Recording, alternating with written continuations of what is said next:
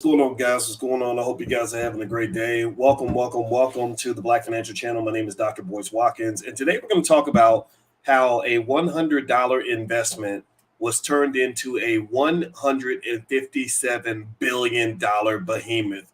So you don't want to miss this story. Get comfortable, buckle up your seatbelt. We're going to get started on the Black Financial Channel right now.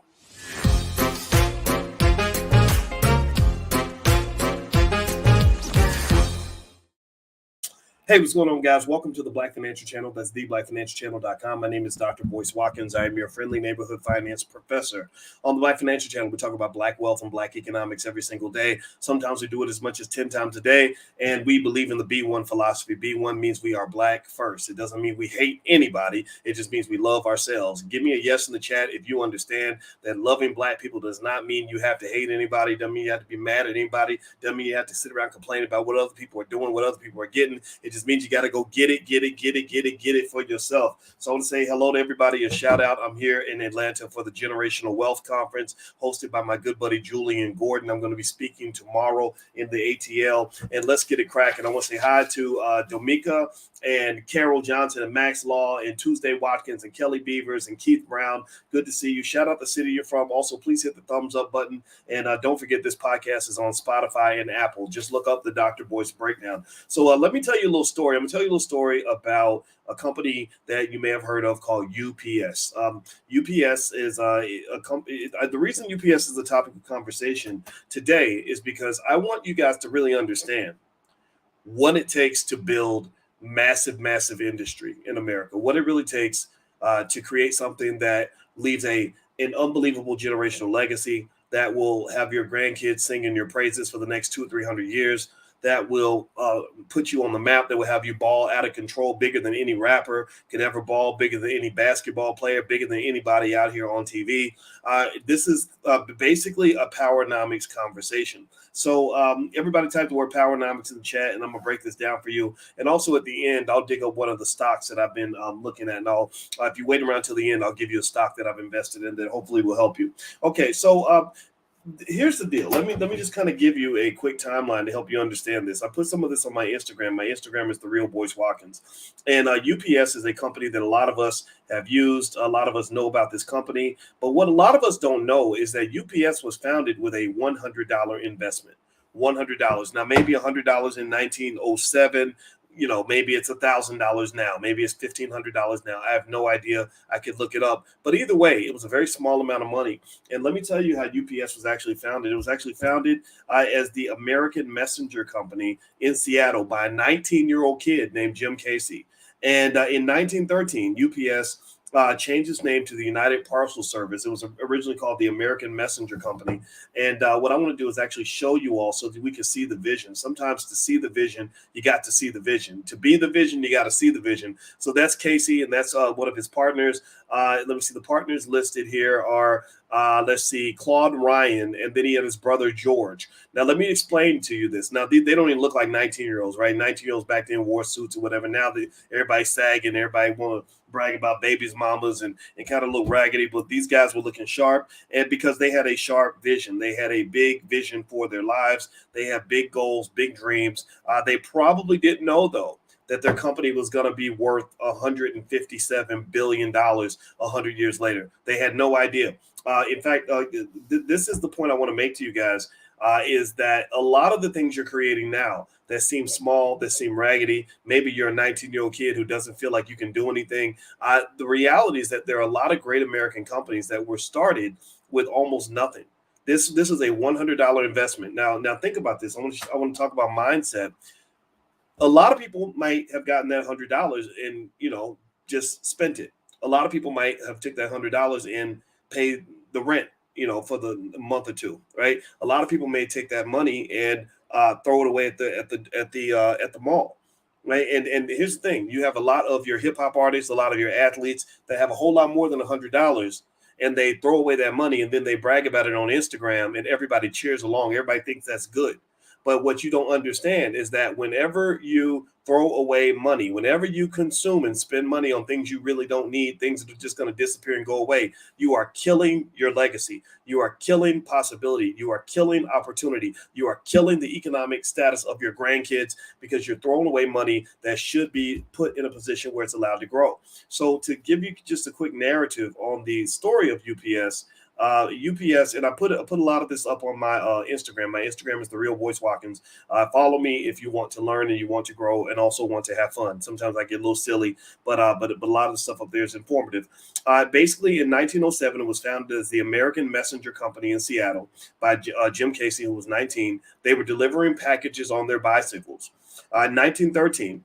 The company changed its name to the United Parcel Service. In the 1930s, they began offering ground service. Now, Casey, if I'm not mistaken, his father died when he was young. So he had a sob story.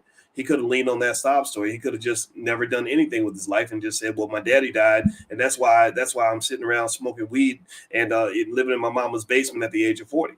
Give me a yes if you know people like that. If you know people who go through something and then they use that as an excuse for the rest of their life for why they don't want to do anything new, right? And the reality is that every tough situation you go through, that can either be a reason for you to give up or that can be a reason for you to never give up. It's up to you. Like every trauma you go through, and in the Black Business School, we created the first ever Black financial therapy department. We're working with the best therapists and the best psychologists to come together, the best financial experts to figure out the barriers, the psychological barriers that keep us from building Black wealth. You got to understand, yeah, resources do matter for sure, but mindset is everything. Mindset is everything. If you got the wrong mindset, I could give you $1 billion and you will find a way to turn that into $500 million within 2 weeks. You will find a way to turn that into zero. There are people out here you can give $100 million to that will find a way to be broke because they got that broke poverty mindset. So a lot of times, we go through stuff and we think that being Black means that you must be traumatized and that your trauma must be given as an excuse for why you can't accomplish anything your whole life. All white people get all the money. White people have the inheritance. White people have whatever. They started this damn company with $100. $100. $100. Let me hit the thumbs up button while I do this. I'm gonna look this up. I want to look up because here's the thing. Whenever I tell a story like this, I always run into the Negro naysayers. The Negro naysayers are the people who believe Black people can't do nothing on their own. They believe Black people can't build anything. They believe that building businesses is only for white people. They believe that Black people are supposed to be poor. They believe Black people are supposed to believe that voting and chasing jobs is going to be the way to success. They believe that Black people need to go get more college degrees and student loans. And I'm not saying that those things are bad. I'm not saying college degrees are bad. I'm a college professor. I've taught at a lot of campuses, and I get the value of a college degree. But nothing on a college campus, 9 times out of 10, gives you what you might get by going through and understanding a powernomics mindset. Nothing you get on a college campus can replace whether you believe that you're meant to go to the top or meant to go to the bottom. Nothing that you ever will learn in a classroom will ever prepare you for the game of life. And people talk about this luck. They say, oh, he got lucky. He got lucky. His daddy gave him everything. And that. See, stop making those excuses. Stop making those excuses. Remember, Black people have 1.6 trillion in economic power. That means that you are in the top 10. If you were a country, you'd be one of the 10 richest countries on earth. Black people have an income level that exceeds the GDP of Russia. And Russia has hypersonic missiles and is sending cosmonauts into outer space.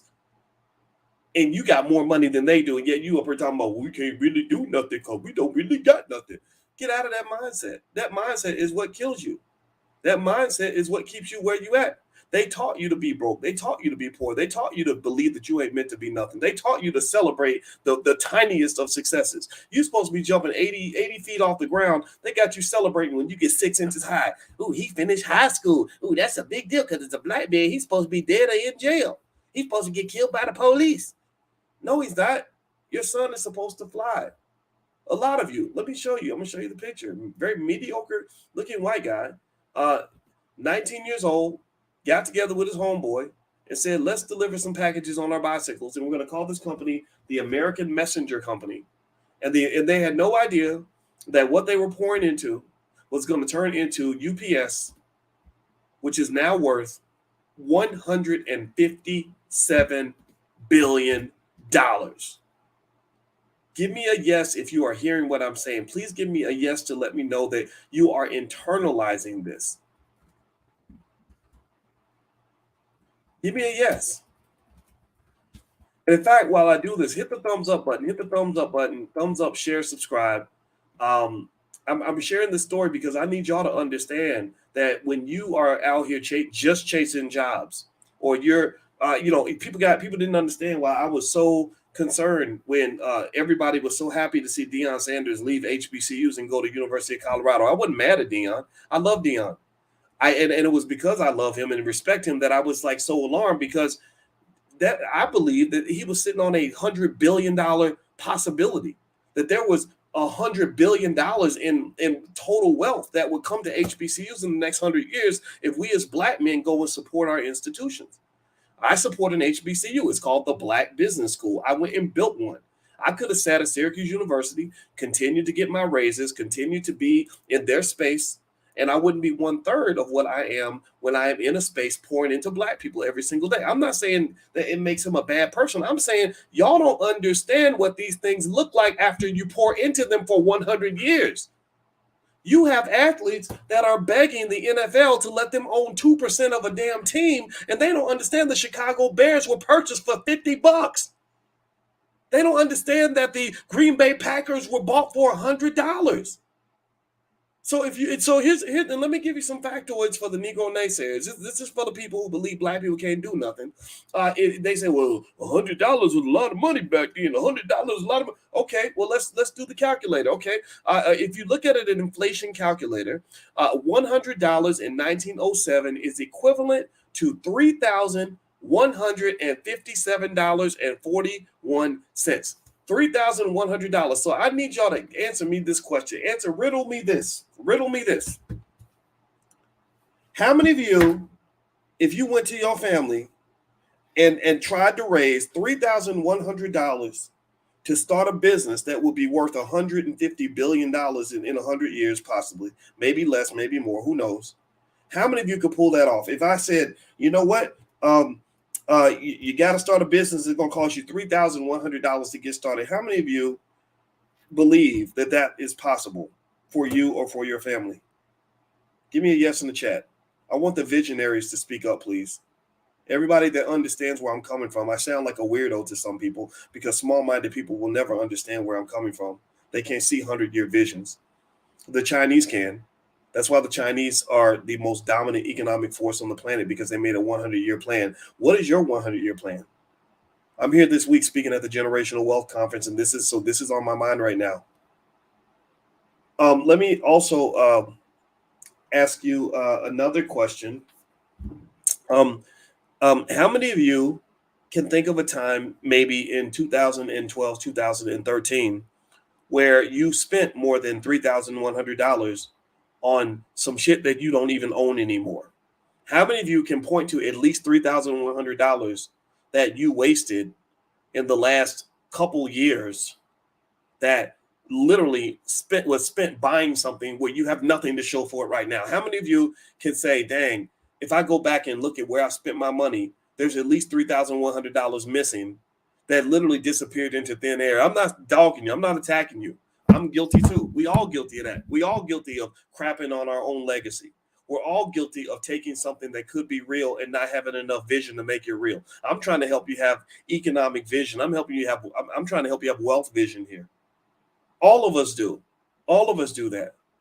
And so the reason I'm sharing this story about UPS is because I need y'all to understand that if we were, as a community, all of us, and we are doing this, all the B1 people, were to simply say, you know what, in this generation, I don't know what I'm going to build, but I'm going to prepare my kids so that they can at least take $3,100 and start some kind of business that might grow into another UPS in 80 years, 90 years, or 100 years, or even sooner. UPS didn't get big yesterday. They've been big for a minute. They've been big for decades.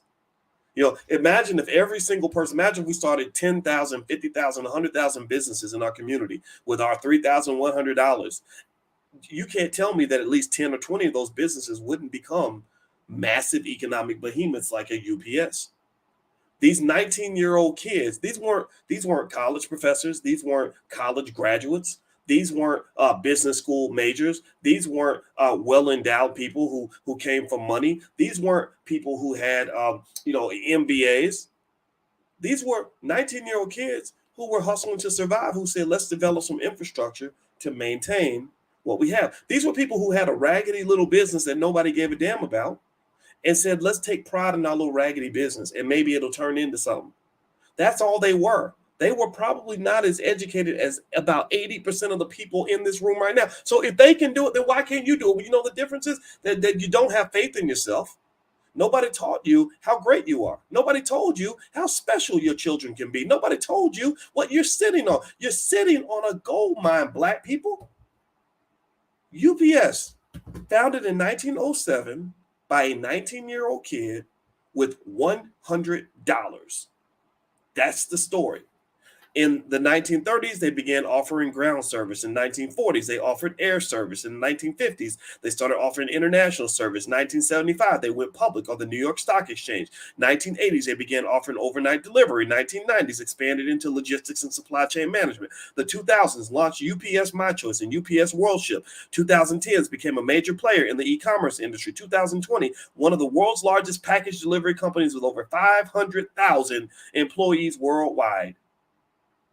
His name, the original founder's name was Jim Casey. And let me tell you a little secret, Black people, before I let you guys go. Some of y'all have a Jim Casey right there in your house.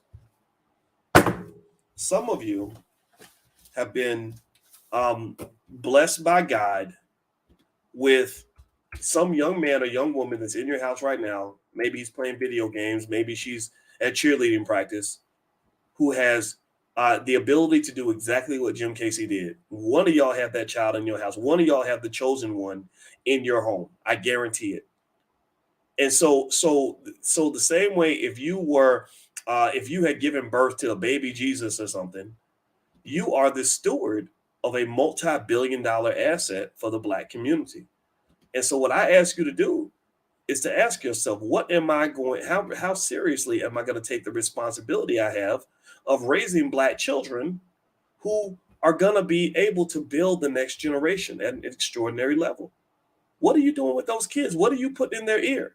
Are you exposing them to at least some of these basic ideas? Maybe you sit and say, hey, I talked to this guy named Boyce Watkins, and I think, and what he's saying is this, and this, and I just want you to make sure you hear some of this, because this is going to be important. Are you at least exposing them to some of these ideas? Because kids are amazing. Kids will take something small and raggedy and turn it into something that is beautiful and extraordinary. All you got to do is put a drop of possibility inside of them, a drop of hope, a couple drops of confidence, and convince them to continue to go with it. You know what I tell my 12-year-old? I don't give her complex lectures on economics. You know what I do? We have the 3 P's of success that we recite. The 3 P's of success are practice, preparation, and persistence. Practice, preparation, and persistence. And I tell her that, look, the 3 P's will get you through any situation. Any situation you run into, if you're prepared and you practice and you're persistent, you'll win. What these guys had, they created UPS with $100 and turned it into a $157 billion company, is they had persistence. I'm sure that they had many days where people made fun of their business. I'm sure they had many days where they weren't getting the support they deserved. I'm sure they had many days where they wanted to quit and go get a job. But they didn't. They persisted and they continued. And now UPS is employing 500,000 people or 500,000 people across the planet. That's what you have in your families. And I want you to just understand the power of what's in front of you. All right, guys, if they can do it, then Black people can do it too, because we are the chosen people, if you ask me. Ain't nobody gone through what we've gone through and came out shining like we have. Give me a yes in the chat if you understand what I'm saying. All right, guys. So do me a favor. Please hit the thumbs up button. Thumbs up, share, subscribe. I told you guys I would give you a stock that I like right now. And so get ready on the count of 3. Hey, babe, somebody's at the door. Alicia? Hold on. My wife has got her head. Alicia! Huh? Somebody's at the door. Okay. Sorry. Our food is here. So I had to. I know she had a headphone. Okay, so the company that I like right now is a company called Zscaler. ZS is the ticker symbol. I'm going to actually buy some shares of Zscaler right now. ZS, that's the ticker. And so if you want to know what I'm buying, that's a stock that I'm buying right now, Zscaler. All right. And also, if you want to, thank you to those of you who joined us last night for the financial slumber party that we had. We had a great time. We played music and had fun and got together in our pajamas. And I went through my whole training called Stock Market Decoded. If you didn't make it and you'd like to see it, it's actually the recording's available, and we took 50% off the price because it's a recording, it's not live, but the information is powerful. There are lots of bonuses there. Feel free to go to my website, boycewatkins.com, if you'd like to take a look at the financial slumber party and bring your whole family, and the materials are yours for life, slides and everything. Last but not least, this podcast can be found on Spotify. So if you go to Spotify or Apple, look up the Dr. Boyce Breakdown, and you can find it. And on the BoyceWatkins.com, we have the Black Wealth calendars as well for 2023, if you'd like to take a look at that. And don't forget that my new book is out. It's called The 10 Commandments of Black Economic Power. So that book is out. It's available on Amazon. You can also buy it at BoyceWatkins.com. So feel free to take a look at that. All right, guys. Well, I'm out of here. I hope this conversation was helpful to you. And I'm going to come back with more of this stuff. If you have a suggestion on something you'd like for me to dig into on this channel, feel free to leave the comments in the chat, and I'll take a look and we can do it from there. All right, guys. Love you. Have a good day. And remember, you have the power. You have the ability. You just got to believe in yourself. You got to train. You got to prepare. And some of your kids, you or some of your kids, are going to create these $1 million, billion-dollar companies that are going to become massive job creators. And that's when the Black community turns the corner. That is when we have power. That is when we become great again. I want you to understand that. So God bless you. Have a good night. I'll talk to you guys soon. Take care now. Peace.